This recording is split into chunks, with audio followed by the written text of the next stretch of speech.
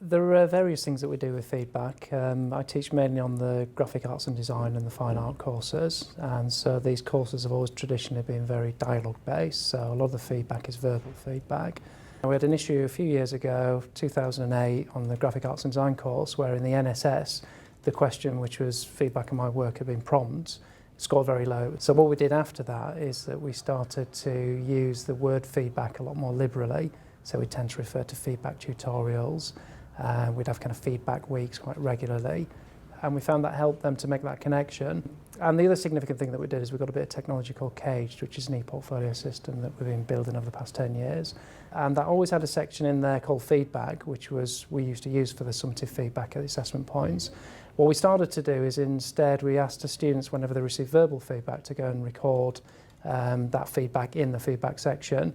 So it's the ownership of that section shifted much more towards the students. It became their feedback. We started to talk quite a lot about this idea of a feedback loop, so it's a little bit more kind of cybernetic. So it wasn't just feeding back at students.